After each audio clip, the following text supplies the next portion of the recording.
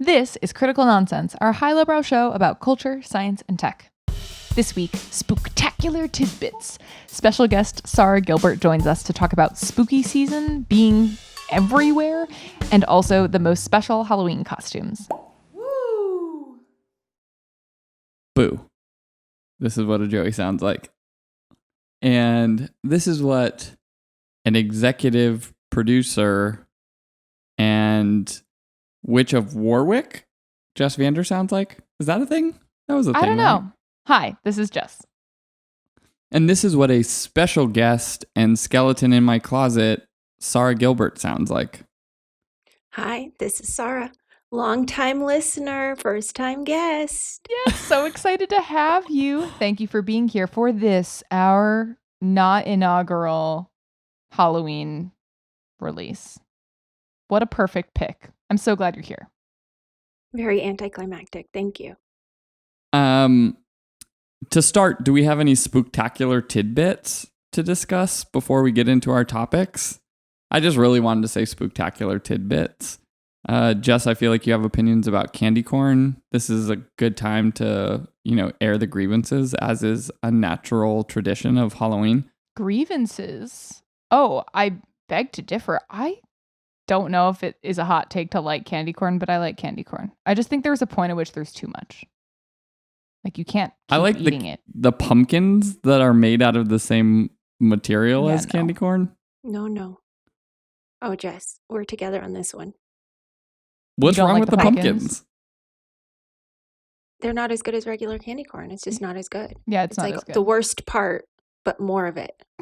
Yeah, exactly. I think it's a very old hot take to like candy corn, but I think like the hotter take on it is which part of the candy corn you like the most. Yeah. I like the white part. The pointy part. Yep. No. Yep. See, this is a wrong take. I like the more toothsome part that's a little bit chewy as opposed to like the brittle part, which is the white part. This is terrible. I separate the colors before I eat them. What? You separate the colors? Wait, so you bite it? Do you bite it in stages? Like first? Yes, I do. First the top. Yeah, I do that. The corn. Yeah. Wait. We are aligned here. Isn't that that's the root of the corn? Is the white, and then the orange would technically be like the kernel. Good point. Whoa. Mm-hmm. Orange first. So y'all like the cob. You like the corn cob is your favorite part. That's the.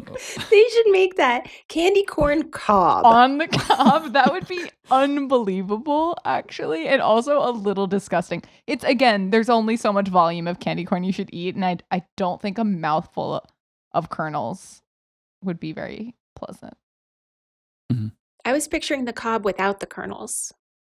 Gross. Extra yum. Oh wow! Just.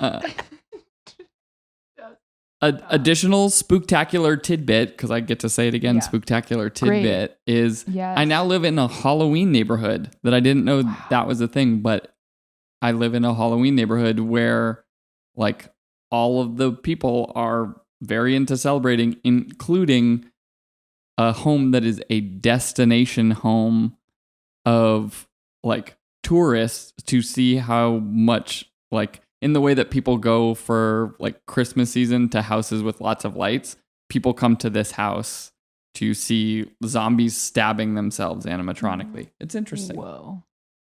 You need to get on board. You could make it a Halloween block, not just a house. Oh, it's the whole neighborhood. It's like a 3x8 block area where everyone has like zombie hands coming out of their bushes and stuff. Yeah. Nice. There's also with that, I think our house is spooky. Our house is haunted.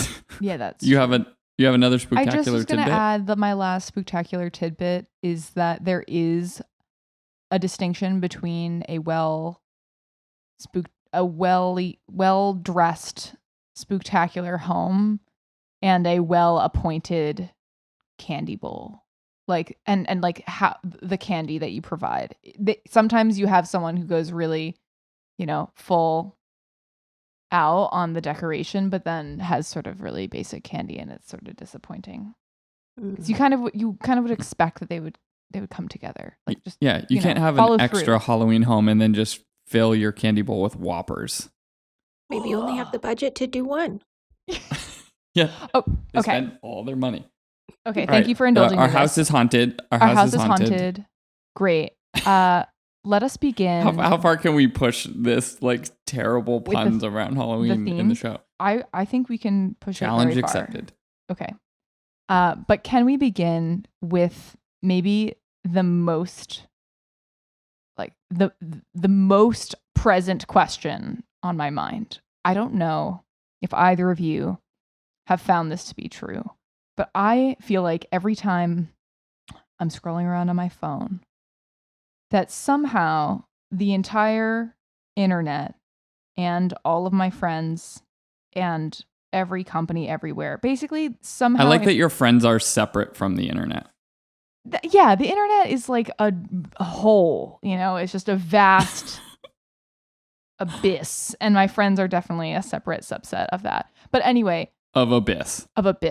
But in this all these different facets of hearing about the upcoming Halloween time, all of a sudden I'm looking everywhere and it feels like the entire world agreed that this would be the year that October would be referred to as spooky season. And I just found this Slate article describing this exact phenomenon, so I feel very seen. Like, when did this time of year become spooky season? I've never heard this before. And it's as though we all universally agreed now that this would be, who knows if it's going to be lasting, but that this is what we call these weeks. And I also feel like it stands out to me because, fall and people getting excited about fall has always been a thing, the leaves and how autumnal and evoking of pumpkin spice. And then somehow all of a sudden we're like heading into the holiday season, which has its own bits and bobs. But I feel like spooky season as a concept is actually new. It's not the same as the pumpkin spice autumnal sweater time of year. It's like making space for more ghosts and creepiness and a whole thing that we have not necessarily protected, or the kitsch of a jack-o'-lantern. I don't know. Anyway, I bring this up because I just need to know, how come we're now calling this time of year spooky season?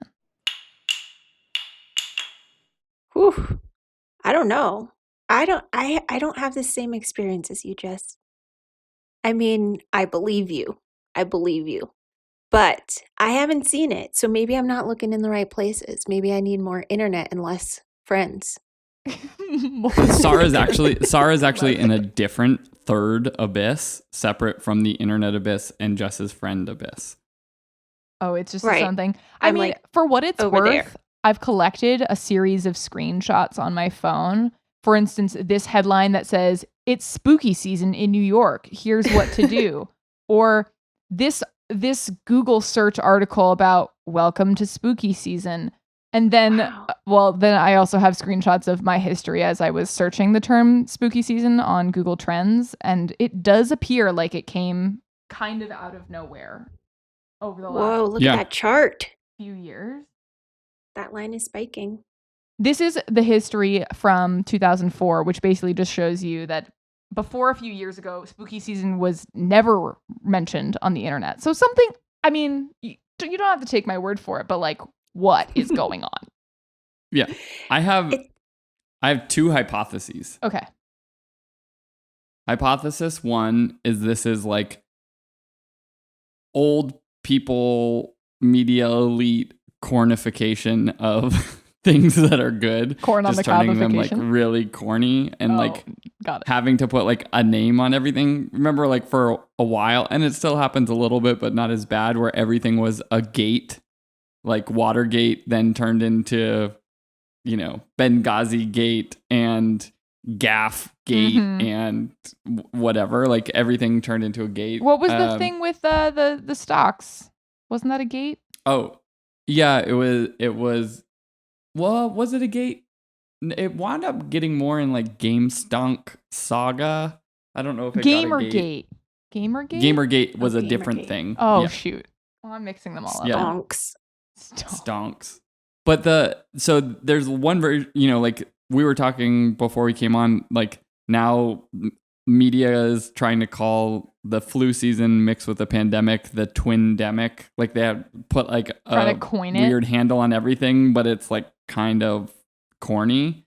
Mm-hmm. And John Oliver did at some point like and now this about spooky season of just local newscasters saying spooky season, which brings me into the second hypothesis is that John Oliver made fun of them, and then with like the way that TikTok works today, it's like so much more viral. Like the orientation, the algorithm is designed to make things viral, and that someone was doing it like ironically on TikTok, and it just sort of emerged as a result of like someone starting ironically and then everyone seeing it, and then now we're stuck with spooky season.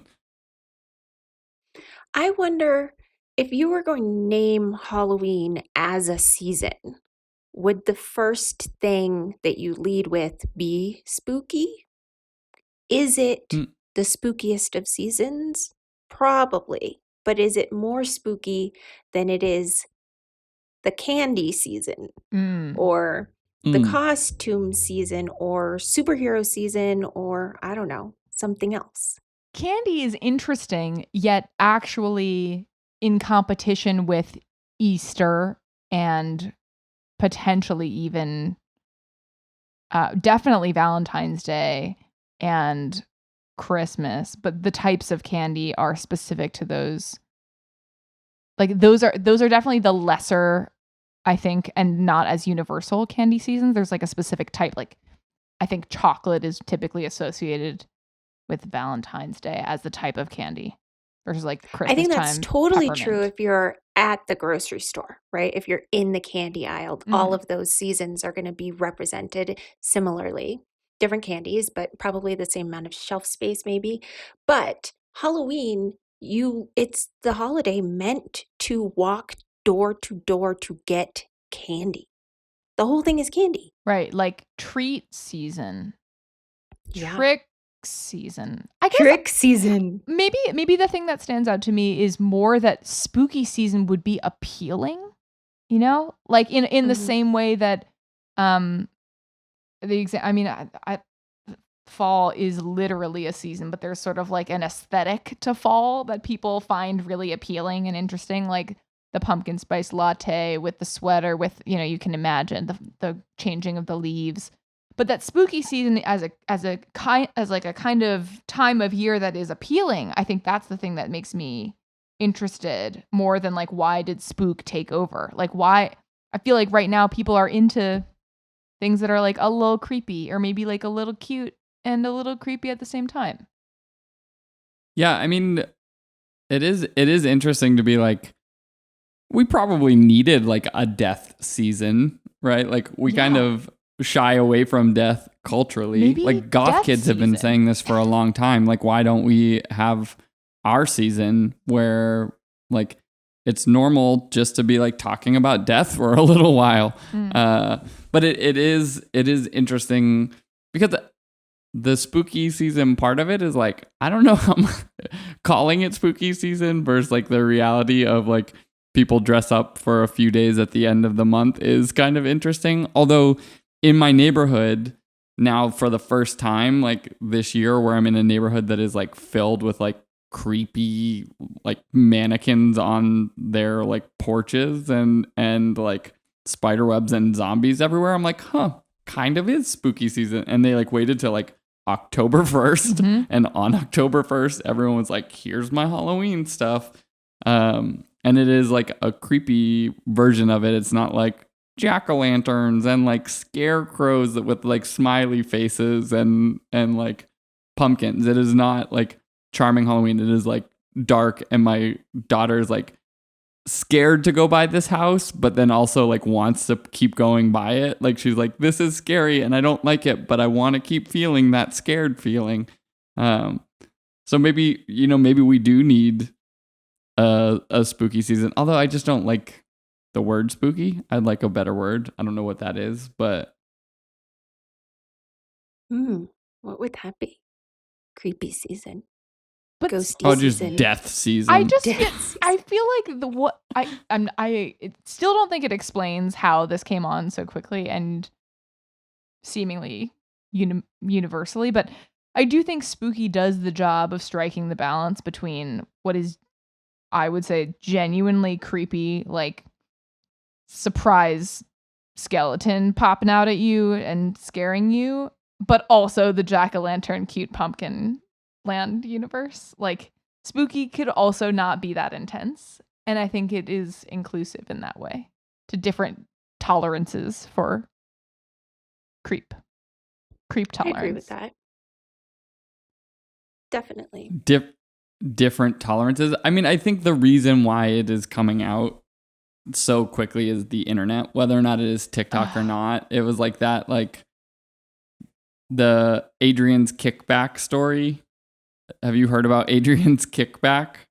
No. It was Reply All just did an episode about it, but I'd heard about it earlier this year because it was like in the news that this kid put like a video about his kickback after graduating high school on the beach in like Southern California.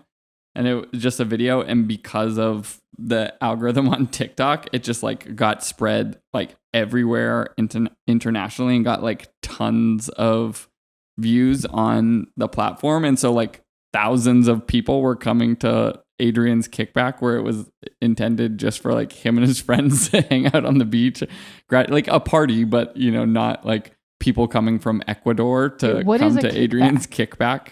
Do people say kickback anymore? What is that? I think in Southern California, apparently. Is that like a? I mean, I don't know. Is that like a spring break trip? No, but like a. No, it's like just a party. laid it's back just like party. a hang. Oh, I've never heard of that. Yeah. When you first said kickback, I thought like he got some sort of financial like a crowdfunding Kickstarter. No, Adrian's kickback was a party at Pier 13 in like Huntington Beach, California or something.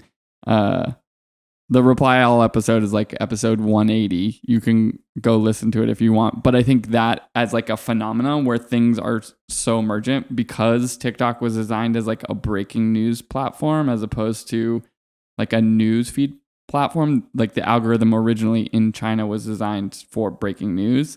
It elevates things so fast and in sort of weird ways that are not necessarily natural, that all of a sudden you can have something like some popular person at some point said spooky season, and now we're like stuck with spooky season forever. Now this is it. That's what we call it. But I am curious, if you were to break out the year by seasons, not related to the weather, but by like the vibes that we're getting or that we want to have. I do find that part kind of interesting, where you're just like, October is spooky season, and you know, November is like eat too much season or whatever. We have to work on that brand. Yeah, but season. It's like September and August don't really have like a vibe season or like things we're doing in September and August. Sarah, what season? Cuffing season. Cuffing season, yeah. I never understood what that was. I think, well, Joey, I'm going to tell you what I think, and then Joey will tell you the right answer. I think it's when it's like cold and you want to get cuddly. So you just hunker down, you cuff. But what basically, what is the cuff component? Like the cuff, it's about pants? Like you're single the rest of the year, you're out, you're dating, you know, there's things going on. It gets cold and you want to get cuddly, like Sarah said. So you date someone from like end of November until like April, and then you break up with them after. But it's like a short-term relationship where you're just like, oh, we don't want to date that much. We're not exercising. We're pale. Maybe we're eating a little bit more, not getting ready for our beach bodies. So we're just we're gonna settle for a few months with each other. But why? Ball and chain for 3 months. Cuffing is like handcuffs. But a handcuff that is a temporary specific temporary length of time. For the key for it appears in the spring with the first glimmer of sunshine. It just shines down with a rainbow. Grab and the key, it breaks the lock. Yeah. The first time a sundress emerges from a closet, relationships dissolve across America. That's so bleak. I don't want that to be a core. I don't want that to be the half of the year lost to cuffing season. When you say it ends in April, it's so long. What? I feel like I said April. Yeah. I do think that, though, the alternative of it being related to some might say anyway that the holiday season has been overshadowed by like a commercial cloud versus what I personally love about the holiday season is all of the rituals and things that come with that. Like what's nice about even the concept of a spooky season is that instead of Halloween, which is just a day, it permits a month of putting ghosts on your lawn, just like a strange ritual. And I like that idea, but I acknowledge that it shouldn't. Someone would describe cuffing season that way. It's just you put a strange ghost in your bed. Like no. Otherwise it's the same Isn't cuffing thing. the opposite of ghosting? We're getting but you're eventually going to turn them into a ghost it's like a long-term ghost. The day before Valentine's Day. I do think the trickiest months are late winter and early spring, where the seasons are not as clearly defined. I feel like people know what to do in summer. There's like a vibe. They know what to do in fall. They know what to do in spooky, whatever this is, and then they know what to do in holiday. But like, what is end of January? Depression season. Yeah. Darkness. Seasonal depression season. Yeah. Sad season. Oh, it's still cold out season. Yeah. Unless you like the cold, then it's like the happiest season of the year. See, but isn't that so attached to the weather? How could we make it something else? Like, for whatever reason, in fall, for instance, there's a specific flavor profile of fall and winter. But what is the flavor profile of late winter, early spring? Well, there's a flavor profile of fall and like Thanksgiving, Christmas, whatever, because of the holidays. And so it is like Christmas was created basically at like the darkest point of the year, like do a thing to make everyone feel happy, right? Like a festival of lights at the darkest. I mean, it started as like a pagan holiday before Jesus. So, do a thing at the darkest point around lights to make everyone feel good. There is something about like having excitement and driving towards something in those like ho-hum, like St. Patrick's Day is not like getting you excited for March. Well, I mean, maybe for like a select few years of your life or something, but like what I would love, Chinese New Year happens around that like late winter time. And when you mentioned light, I was like, ooh, like there could be, that's not a flavor profile at all, but like the light lantern, there could be like a whole light related thing going on that we could commercialize and turn into lights season. And I hate it. I'm in. Keep going, Jess. Keep going. We just need a reason to keep the twinkle lights on into January, right? Like it is so depressing when you like take your like Christmas season twinkle lights down and you're just like, it's still fucking dark and it's still cold. And now I don't even have these like fun lights that make me emotionally feel cozy, even though they're not like doing anything for warmth. Yeah, totally. I was thinking about that earlier today when I was doing my research and I was listening to other episodes of Critical Nonsense. Whoa. Jess, you were talking about people getting their decorations up too early. True. Or very early. I don't know if it's too early. Some might say it's too early. But you're right. It's like the void of the decorations afterwards is far more palpable than the void of the decorations before. Right. So it makes sense that you would try to string seasons together. Yes. Oh my goodness. Yeah, there's actually the transitional element. Like, spooky season works because of the through line of the pumpkin. The pumpkin evolves from like a lovely harvest theme into a dark, raging face with a light inside. Here's the thing. The issue with April Fool's Day is that it happens on a day and everyone knows when the day is, so the pranks aren't funny because you know that day someone's going to do corny pranks. But March needs to be pranking season. Ooh. That's good. You need to extend it out so you're not sure when it's coming and when to expect it. Anytime this month, everything will be revealed come April, but in March, all bets are off. I love it. Pranking season. That's it good. needs to happen. I like that better. Sarah, any last thoughts? Any seasons you hope to emerge? I'm pretty into pranking season, and I sort of feel now that my hopes are up really high, and if it doesn't happen, I'm going to be devastated. Well, we all have responsibility to make pranking season to happen. We just have to make like Adrian and post about it on TikTok and cross our fingers that the algorithm wins, blow in our favor. Can somebody send me the address for TikTok? Yeah. What if the seasons were based on like the Jungian archetypes or something? Oh God! Like we basically Sarah's gonna rage sort quit of. this show. We have like if pranking season is like the season or the month for the jester, right? Or I don't actually know much about the Jungian archetypes. I was like, oh, like that's a jester, and like I think there's one about like the newborn or something like that. That can be the Valentine's season is the lover. Huh. I'm going to explore this. Wait a minute. For myself. The shadow. Is that? Yeah, that's spooky season. That's why I thought like season? death is like in one of them. And so that's spooky season. Oh, wow. I think I just made that up because I was looking too cursorily at May is the every person month because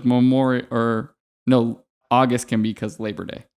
The every person month? Yeah. Ew. Worst ever. This was just like a whim, and maybe it doesn't work out because we don't need a hero month and whatever, but like an artist month would be interesting if there was like a month where people were like making shit and it was like agreed upon that's like the time. A thing. It's like we're just gonna make some shit this month. I like it. I like that.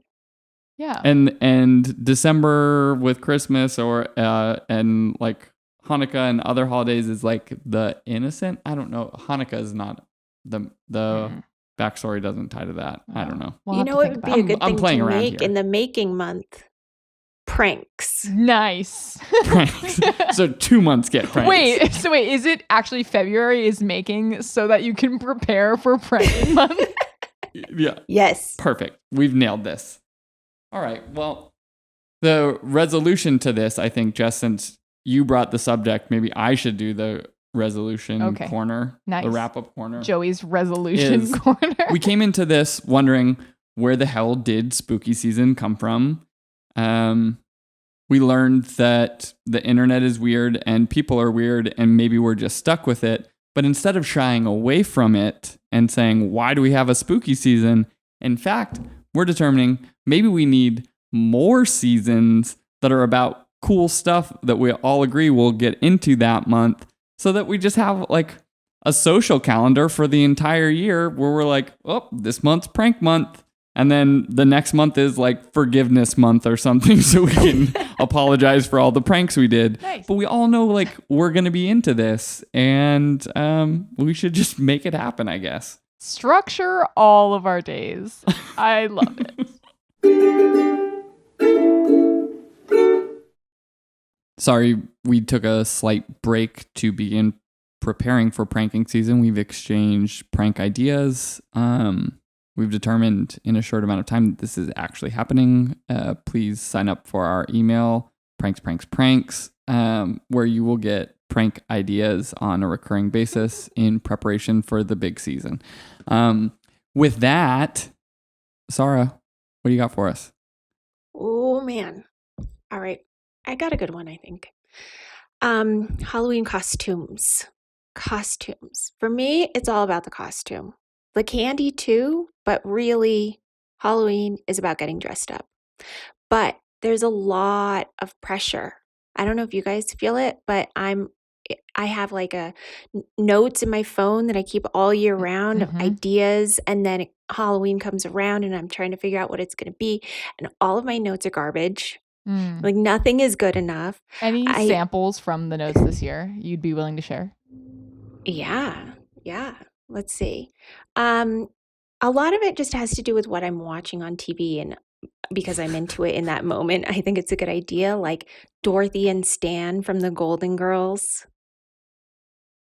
Jess is nodding, but I feel like she has no idea. Like I know what the You'll know Golden this Girls one, is. Frasier and Niles. Yes. Yeah. An extreme couponer. It's pretty good. Anybody from Empire Records or Clueless. The yodeling kid from Walmart. It's kind of a long list. With some snapshots. But I feel like I'm constantly searching for like the best, like as if the answer of what the best Halloween costume is a thing that I could ever grasp. And so I put a lot of pressure on myself. But if I think back to my Halloween costumes that I've had throughout my years, the things that stand out in my memory that were the most special were not necessarily the ones that I thought were the best in the moment. So my question to you guys is, what makes a Halloween costume special? Okay. I feel like there are some things that people erroneously assume to make a Halloween costume special. One being a clever concept, for instance, like, oh my God, so like what a clever idea. But the problem is the two key elements that actually make a Halloween costume special are a recognizable concept. Like people need to be able to get it right away, or if not immediately, like pretty close to immediately, because otherwise it's too cerebral, or it's too... You're just spending the whole time explaining it. Exactly. It's like, what are you? Like, I strongly disagree. Okay. All right. Okay. And then the second thing, which we can go back to the first, but the second I just have to say, I believe is executional craft. Like, have you followed through and perhaps even over-delivered in execution, which doesn't necessarily mean like overdoing or like buying a lot of stuff. Like, I personally am a big proponent of the homemade costume, and I think it can be executed even better in many ways than like the most literal interpretation. But okay, rewind. Xahra, tell me, you want people to be like, I don't get what you are. Well, okay, I agree with parts of what you said. I shouldn't have been so harsh. I agree that it is annoying when everyone is constantly coming up to you and saying, what are you? What is that? And you have to explain yourself. That's not really a fun way to spend your night. But when you have a costume that's not just like the most obvious thing you could be, that's like a little bit more niche, and not everybody gets it, then when that one or two or handful of people come up to you and they get it so hard. And then it's like you're in a club together, like the club of knowing what that thing is. And that's a special moment. Have you had this experience with a past costume? Yeah, I think I've had it with a lot of costumes. I like to be something a little bit more specific. So like, actually an interesting fact is that the very first time I met Joey was at a Halloween party.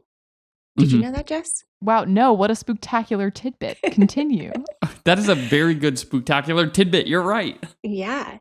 And so at that particular Halloween party, I was dressed up like Pretty Woman. kind of obvious, right? Like people know Pretty Woman, but the standard Pretty Woman costume is going to be like the red dress, like the opera thing with the like reaching in the jewelry box and giggling or whatever. Mm-hmm. But I like to be from a specific scene if I'm going to be something very common. So I was like specifically Pretty Woman after she goes to the opera when she goes shopping. Which it's a looks little like bit of a what? harder get. So she's wearing her like hooker dress, but she's wearing his button-up white shirt on top of it. And she's been to the opera, so now she has some like black pumps instead of knee-high boots. And she's not wearing a wig. I was a vaudeville villain and grew out a handlebar mustache or a twirly mustache or whatever they're called. It looked terrible on the way there. Real bad. And the impression you gave to Sarah was... I don't know. Sorry. I don't know. I was waiting for Joey to tell us. I was drunk. He made a great impression. Yeah. So fun. Yeah. It's interesting because my history of costumes, I think like one of the iconic ones that I think of from my youth that my mom should get some kind of award for creating was that I was a bar of ivory soap in 2nd grade. What? Like, no. I feel like you spoke about this recently. And I've talked about it before because it is oddly specific, but in that case, like it was deeply recognizable. But maybe, Sarah, I think what we're getting after is that like the specificity maybe is more the thing that is interesting than even whether like most people will get it or no people will get it, because even in that context, I think people were like, but what? Well, no, they weren't, because I was in 2nd grade, so no one was asking this. But I can imagine someone being like, wait, so what are you? I'm like, isn't it clear? Look at what I'm wearing. It feels like it's like the why you did it is what makes it special. Like, what does it say about you? And do people get that? Like, maybe that's why, right? Like, why were you like, even in saying like I'm Pretty Woman from this specific scene, like it is like why you went in that direction. Maybe that's part of what makes it special and like what it's signaling to other people in that moment when you're putting on a costume where everyone's like going through that, like, what are you? And it's a moment to be like somehow like deeply identifying with some aspect of your personality, right? Like even if you were just Niles and Frasier, like you get to be like, if people identified like, oh, you and Billy are Niles and Frasier, and they're like, oh, you love Frasier, I love Frasier, and then you're talking about it for everyone who doesn't know, Sarah deeply loves Frasier. I think there's also something that feels like an accomplishment, like trivia. Like if you're walking down the street at a Halloween parade and there are many things that are instantly recognizable. Oh, a unicorn or whatever the case may be. You're not going to be like that stoked that you knew what that thing was. It's true. But if it's a harder get and you're like, oh my God, are you Eddie the dog from Frasier? It rewards the viewer. Yeah. It's like an adrenaline. You think you're so smart. And then people get like stoked with you for your costume. Well, it feels like to the internet age or like the more recent internet times with sort of the fracturing of what types of like memes and content you receive make like interesting things that are like a bunch of people will know, but maybe not everyone does. Like I bet you this year, the ocean spray longboarder dude that was like riding a longboard to Rhiannon from maybe Fleetwood last Mac. year, bro. I don't. What are you talking about? No, you're no. That was this year.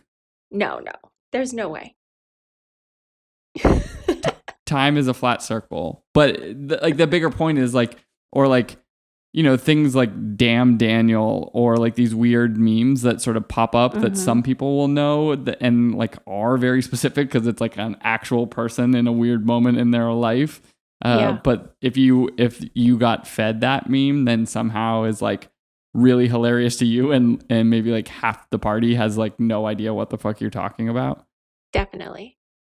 And I think that the space where this like your costume is reflecting something about you goes too far if it is only it's only just a self-expression moment. Like, you have every day the rest of the year to express yourself with what you wear, but like the fun part, I feel like, at least I'm hearing from Xahra, is like the fun part is, can you create a micro community of understanding around your concept? Like, at the very least, can you share in your costume in some way? Yeah. I think that's one of the ways. That's one of the ways that your costume can be the most special. Okay, what else do you think? I don't know. I was thinking about it earlier today, and I think there's actually a lot of different sort of genres of costume, right? Like, genre. Yeah. I mean, I think like the cultural trend thing is the thing that we're talking about. Yes. But I don't think that's the only type of like sometimes it's just like some homemade, elaborate, like crazy, unique, like imagination monster or something like that. Like something that really is the most creative. Yeah, elaborate creative thing. Yeah. And then there's like what it does to your personality, right? Like, is it, you talked about an expression of yourself, but maybe it's also like an escapism thing for you. Like, I have a friend who, no matter what his costume is, he is in character the entire night, and that's his thing. So I'm guessing he chooses his costume based on the character that he wants to be, like personified. Or is capable of being. Yes. Or like, does it have props? Is it something that's like an activity that you're going to be doing all night? Or is it maybe not like a specific cultural thing, but maybe it's one of those like a cop or an action hero or a witch? And then I'm also curious, where does the spooky season fit in with costumes? Because I feel like the majority of costumes are not spooky. Not spooky. Well, that is, I would say, a genre of costume that is meant to be spooky, but I actually think that's a small minority of costumes. Most people don't want to be actually that scary when they're dressing up. There are other aims while dressing up. Yeah. I think it's I'm curious to hear what costumes y'all thought were special, because I think if I'm going back, the ones that were memorable for me were the ones that allowed you a little bit more to be in character, like you said, or certainly like, right, the idea of dressing up is you get to be someone other than yourself for a moment, and so like that part of it feels good, even if it is like imaginary or silly or whatever. There's like the facade, like the barrier, so you can have some like inhibitions let down. And for me, like, I watched some episodes of Golden Girls growing up, but I was, it was always like a babysitter I had or something was watching it, and so it was just on TV.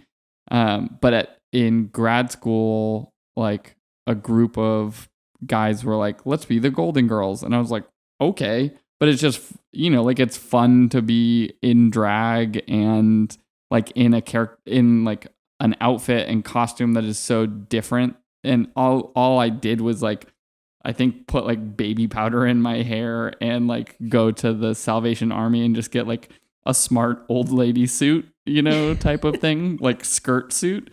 But it was still like, it was just fun to be in that, like far enough from myself that it was, you're like, you have that inhibition removal. Well, yeah, that's the escapist costume genre, I feel like, Xahra.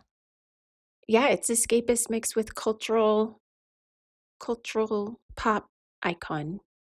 Okay, where does this costume idea fit? That Tell once me. I was joking about with my brother Will, and we thought it was so funny, and then neither of us were willing to dress up as this, but the concept is where you dress up as a door, and so the family or whatever like opens their door and they see your door, and then they open that door and you're like, trick or treat, and you have like a bowl of candy and you put it in their bowl, and it's like I don't know what genre this is. It's like, why? I expected to see a child, and instead I found myself being the trick-or-treater as the person in the house. And I think that's really funny. Surrealist Halloween. Surrealist Halloween. I actually kind of did something like that.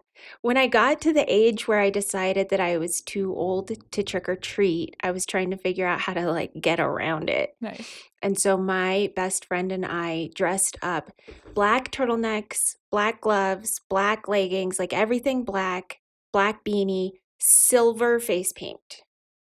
And we made a coffin out of cardboard, like a small miniature coffin, and we filled it with candy, and we went door to door, knock on the door, and when people would answer, we handed them candy without saying a word, giving any expression, and then walked away.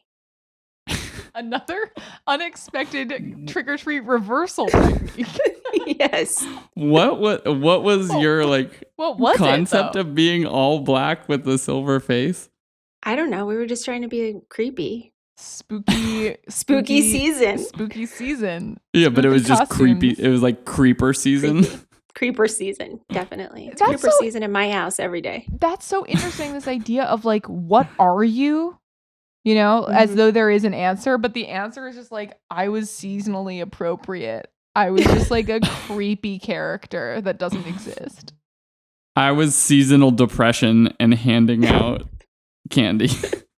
Yes. Do you guys want to know what the most popular Halloween costumes per decade were? Yeah, for sure. Yes. Also, okay, how do you measure that? You take a random sample poll and you're like, what were you for Halloween this year? And then you just extrapolate. Like, how do you know? Well, anyway, go ahead. Yeah, I knew you were going to have a problem with this, Jess.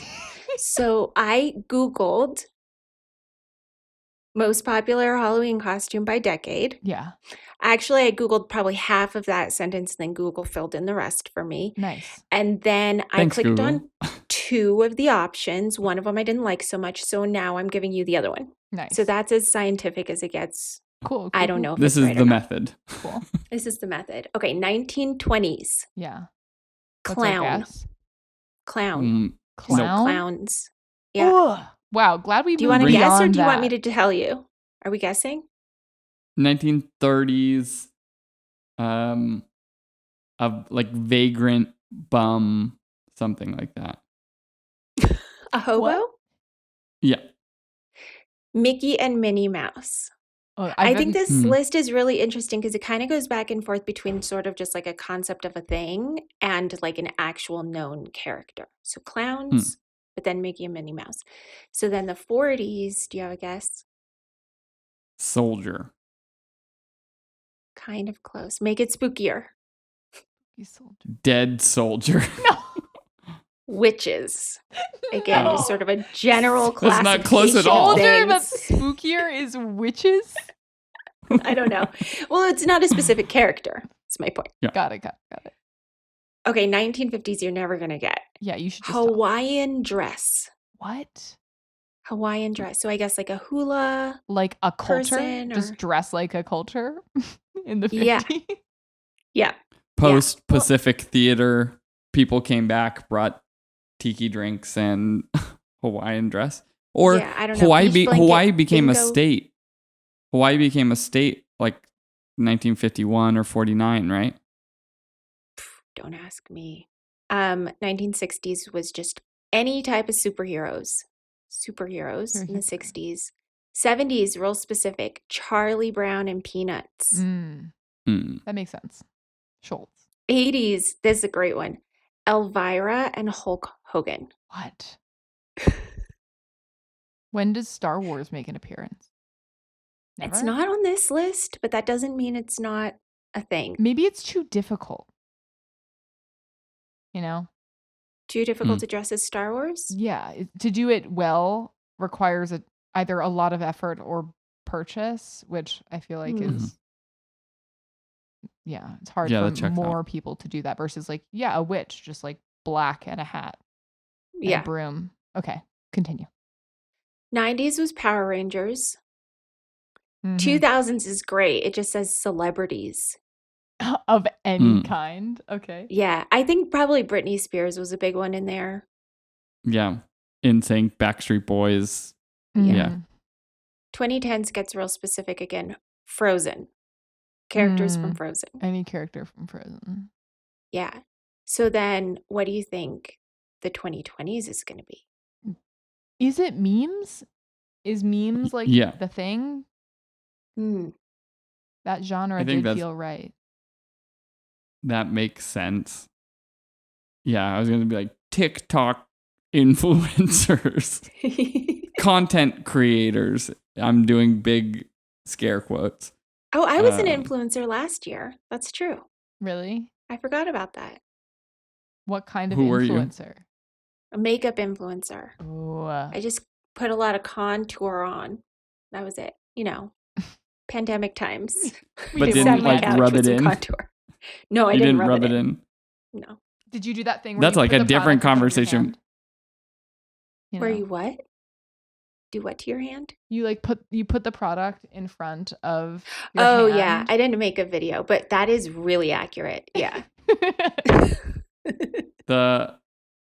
I don't get the thing of like makeup influencers, why like the top of the bridge of their nose for some of them is like shinier than like the rest of their nose.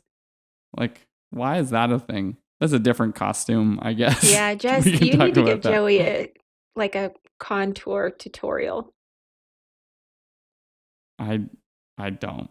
I can't. Let's bring the next time, Sarah, that you come back on the show, we'll do how do you do a contour tutorial? And that is the question. And then Joey will have to enact it for us live on screen. Yes. You can give me some contouring because my face has no edges. Wait, what? I have very soft features. For those of you who have only ever heard Joey, his face is the texture of a cotton ball. It's edgeless. It is just like a Charlie Brown.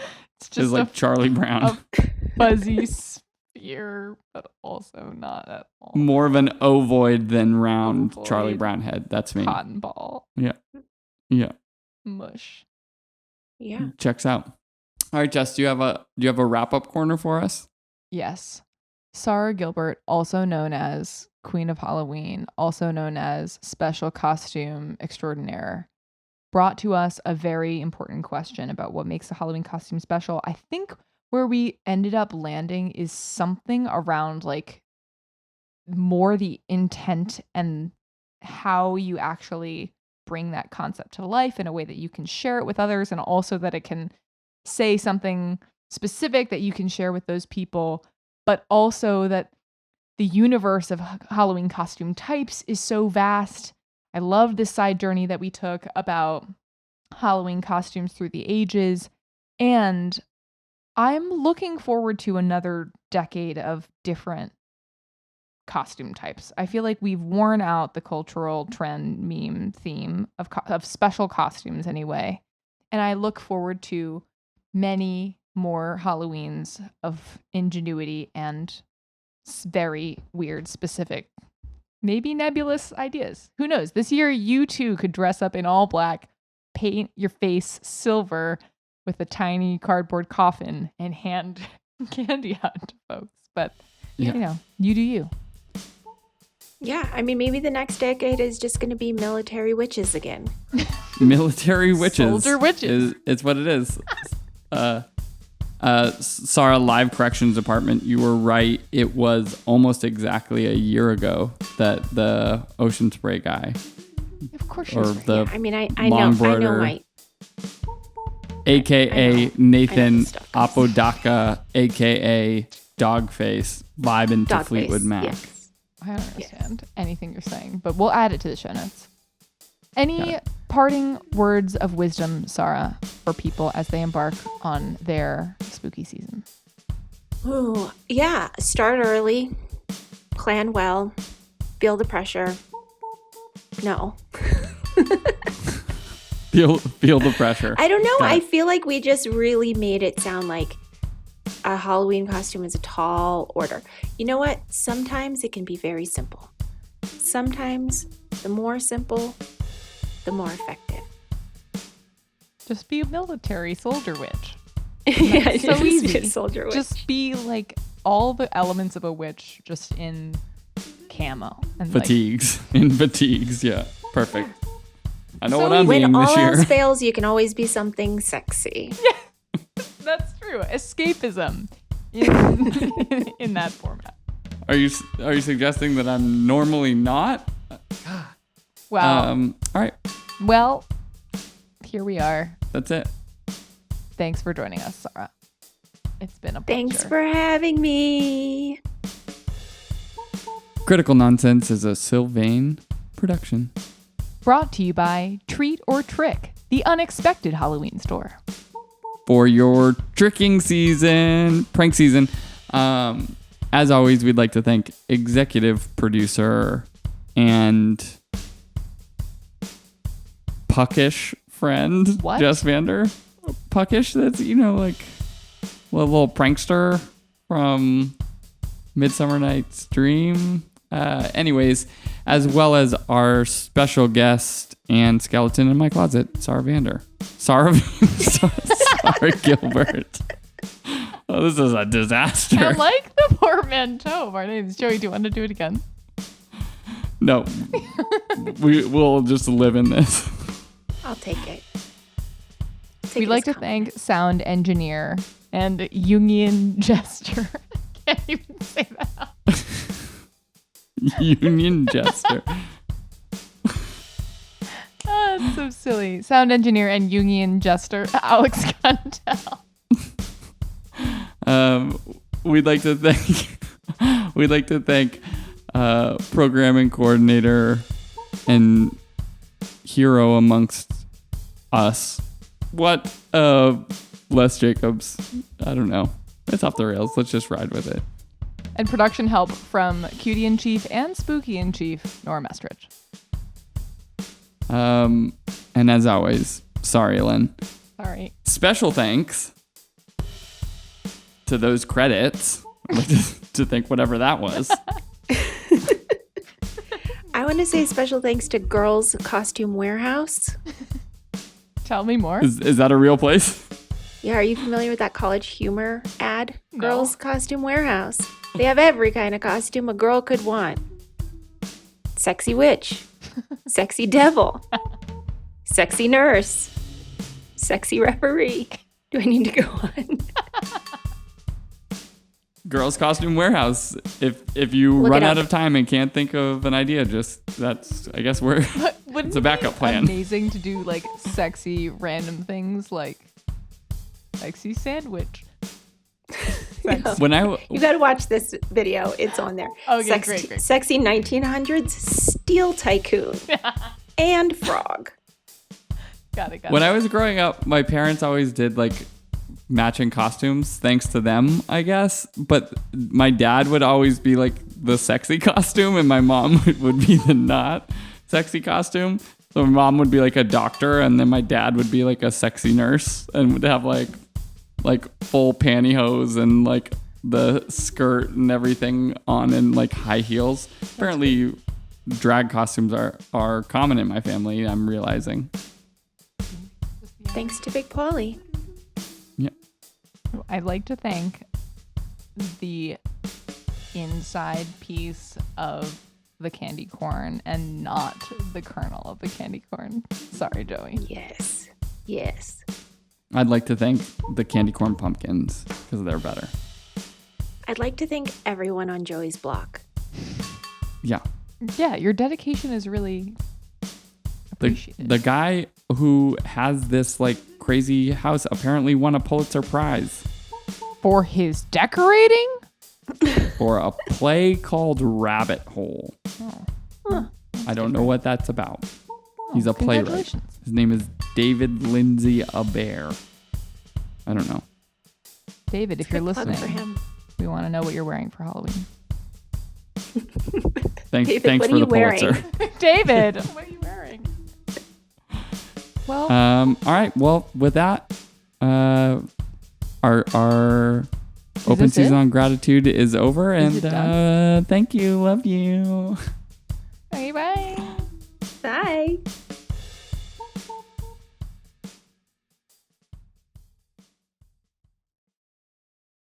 Can I turn off my recording now?